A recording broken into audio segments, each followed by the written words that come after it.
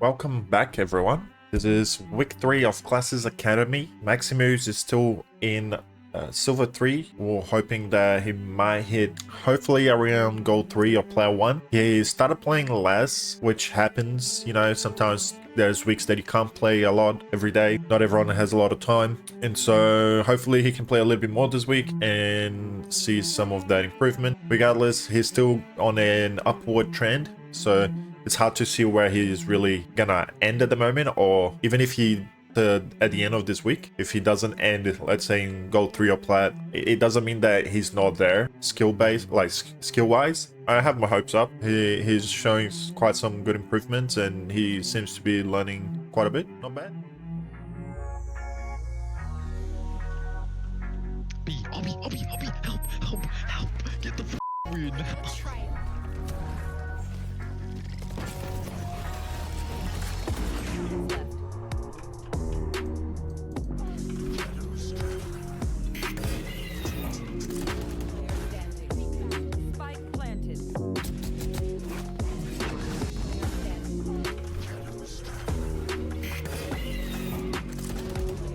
Okay, two things. You should be expecting somewhat of a flash, but that's okay. When you're looking, when there is a smoke, where do you think you should be aiming? Let's say you're Brim here. Where should you be aiming? You should be looking at points that surround the smoke. You should not be looking at the smoke because the chances of him coming out at like here is very small, right? But the chances of him coming out if you were aiming like this, very high. I don't think there is anyone who's psycho enough to go out of the smoke like this. You should not be looking in the middle. It took me a while to get used to that as well. But it's stuff that you gotta remind yourself whenever you see a smoke to not aim at the smoke. Let's have a look at this. What's this smoke gonna do? Not much, really. You know that that's a smoke that the enemy would do to stop you guys from pushing, right? Like, do you just freak out and then you pull a utility and you just throw whatever? Or like, because like that's okay, like that happens. And usually that happens because you're not used to playing that agent. You're in the middle of the open throwing that smoke, that won't do anything. It's like multiple things at once being wrong. It's not just I threw my smoke and it's do you think that your jet can defend you? This guy flashes regardless, you're both dying. Go into a safe spot before you throw a smoke. Unless you have a teammate actually watching for you and they cannot kill both of you. The only way they can kill both of you is if they flash. Do they have flashes? Yes. Then no, don't stand in the middle of the open. The only time I would do something like this is if my jet is holding and they have no flashes alive. Everything that you do is conditioned. Like there's a condition that you have to meet, requirements you have to meet to be able to do. You should think about it like that. Do you know anything about coding? It's pretty much like a if statement. If the enemies have no flashes, my jet is holding me, then yes, I can throw my smoke in the middle of the open.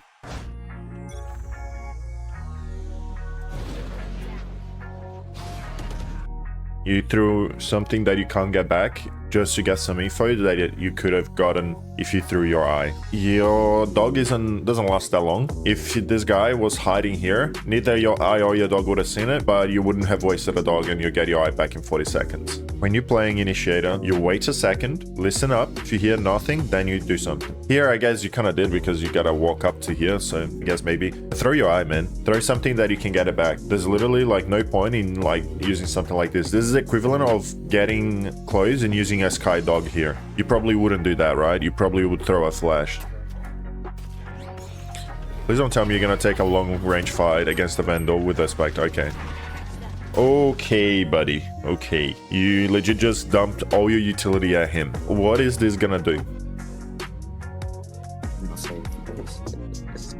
Right? This is probably not going to do anything. He can probably avoid that. You just threw that for nothing. You already know that he's there. You either wait for him to get close, you use your eye as a bait, so he shoots that while you swing, or you just fall back. You already know that there's a guy here. You do not have a gun that takes long range fights. You already grabbed the info that he's there, bro. Just back off. Like, you really just gotta play back somewhere like sands or maybe side, hiding and waiting for them to get closer so you can spray them down. You don't have the kind of gun like, if you had a sheriff, maybe, yeah, go for that, like that fight here, but not a Spectre.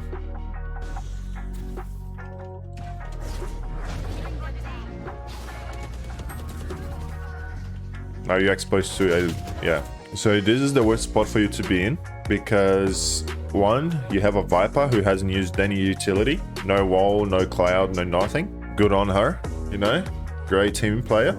And then you getting pinched from here and from here. If you're here, you probably need to get here ASAP because you're gonna get swung by here so easily, right? I've died too many times in DMs when I was here holding this guy pushing me and I died from main. Okay, what did that blind do? Yes, Sage is stupid for this. If she was gonna wall anything, she could have walled this main area. What can you do on the first round? Tell your Sage to wall this. If they are here, they're gonna take quite some time to break this wall. It's gonna give you time to rotate back. If they are not on A, you guys have 4 people towards the middle and B area, in which they most likely gonna go directly B, because they're gonna think that you guys are gonna wall mid. So they're just gonna like 5-stack A or 5-stack B, right? So putting a wall mid is kind of like a waste. So telling her to wall something else great. You didn't here, but she could have walled A main. And if she's not gonna wall A main, at least funnel them through. Think about this. If the Sage walls here instead, or even here instead, really don't give them much space. And this way, you guys can jump on top of this box and go out if needed. So it's kind of like a double way for you guys. It's a win-win, right? It blocks for them and you guys can still push them if you guys want. Yeah. Now, it funnels them through this way. Now, you place the smoke here. If you have a teammate playing and you decide to play around here, somewhat like a crossfire, look at your blind. If you were hiding behind the screen, do you see how strong this blind is? So they push out. You tell like Fade, I'm gonna blind them. Don't shoot the guys that are blinded. Or maybe she's kind of like exposed. She's gonna have to take some fights. It's probably best if she wasn't. Let's say she's just blind here, right? You're gonna get at least 2 people. And then you swing this way and one's gonna hide here. You get at least 1 kill from this. Blinding like this, it's really not that useful because if someone's pushing out here, they go out like this. They're not really blinded. And even if they are, bro, you hear, right? If they go directly here, no one's gonna trade. No one's gonna get this kill. Remember, use your utility appropriately. I like that you're kind of blinding to try and stop the push, but this blind is really like not gonna do anything. Omen just has 1 blind. You don't use your blind to stop a push, right? You know that you can use blinds to stop pushes, right? It delays a little bit, stops them for a few seconds, but realistically, you have 3 people on this side, right? You don't really want to stop the push all that much. Like they're going to the side that you guys have the most amount of people. Just fight them. And the best flash in this situation is the flash where you actually use the flash to get a kill. Because if anything, if your teammates take too long and you used your flash, they're not gonna be able to get there in time. Your flash is just wasted, and now they're gonna get to side and explode. If they go to side and explode and you blind and you get 2 kills, by the time your teammates come back, at least there's less people on to go against. I like that you are playing here like kind of with your teammate, but the flash was just not all that useful, right?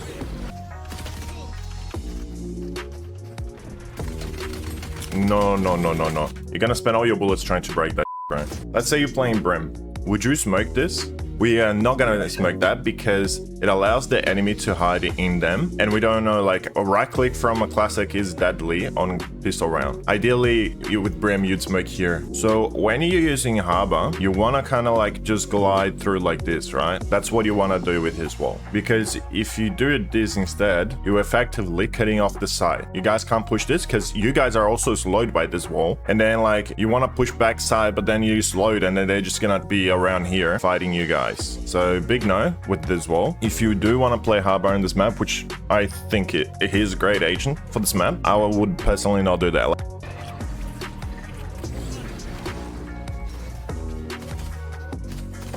You see how like you just keep blocking the side? You block to here and then you block to here. You're essentially doing smokes for the enemy team. They are not benefiting your team. At best, this wall here helped you guys get on side. It doesn't allow you to do much more because they can spam you. They can do a bunch of stuff. You don't know where they're gonna come from. They can come from the right, the left. Actually, this wall here is good. Your wall cuts off a little bit less. You have to have really good control of the wall. And this wall, if you were to wall like this, I think it's okay. I still don't think it's great because this allows your team to actually get on side and go on the tube. You can plant safely, but it's still giving the enemy backside. And so once this wall drops, it's gonna be a shoot down, you know? Like, everyone's gonna be shooting everyone, and like, if we wanted 50-50 fights, we wouldn't smoke anything at all. We want smokes to allow us to gain space. You barely gain sight. That's why I think that you should still like smoke this bit and this bit with your wall. That way it allows your team. Your cascade is not bad, but your cast, does it have anything? Yeah, okay. So like, let's say for example, I would personally do it like this because it allows you to go with your wall and then it blocks the view from the right and from the left. If you do your cascade like this, I think you did something like this, right? And then you stop it here, you're blocking. If they could just be hiding here. If they're just hiding here, you're really effectively not doing much. If they're hiding behind here and behind here, they can't do much. And then when they're hiding on side, there's a lot that they can do. Effectively, this is another wall that I'll just let it keep going and it can stop anywhere. If you did it one like this, wouldn't be too bad, right? Because then it stops and blocks their way. But that's just like a if you throw it like this. Like you could go in here after you do your wall and then you could throw one like this, because then when it hits here, your teammates on hooker can jump down safely,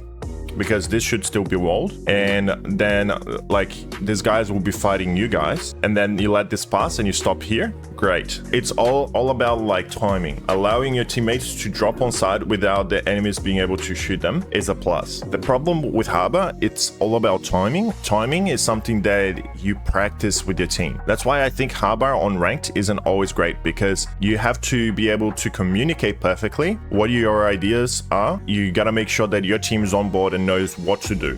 And not a lot of people have played with a Harbor on their team. So your chances of winning will all depend on your teammates' experience and how good your communication is. And I haven't heard you saying anything about your cascades.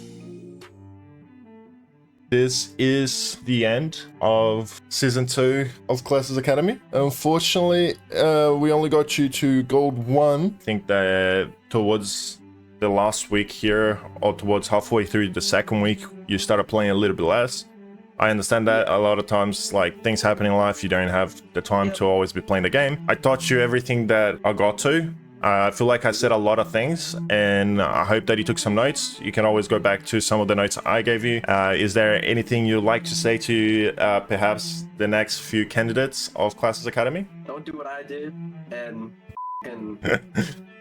this guy's schedule all the time. Yeah, it happens. Like, honestly, you're in America. I'm surprised we got to do the whole 3 weeks. No, thank you. I had a great time. Honestly, I think that at the end of the day, I've only like really been putting time into the game for like what, like 2 acts now, right? The rest just I need to play more. I think that's pretty good, right? You like played for 2 acts, you end up in gold. I know that you peaked gold 3. We didn't even get to that, but as you said that you didn't really like deserve it because you think that you got carried, right? And from like a few of your last games that I've been seeing, you're actually carrying now. So I deserve to be here now. Yeah, I actually do think that you're gonna end up in Plat in no time. But again, it's like you said, it's just gonna give you some time till it cements into your games what you've learned. And yeah, thanks for joining, and I'll catch y'all next time. Peace.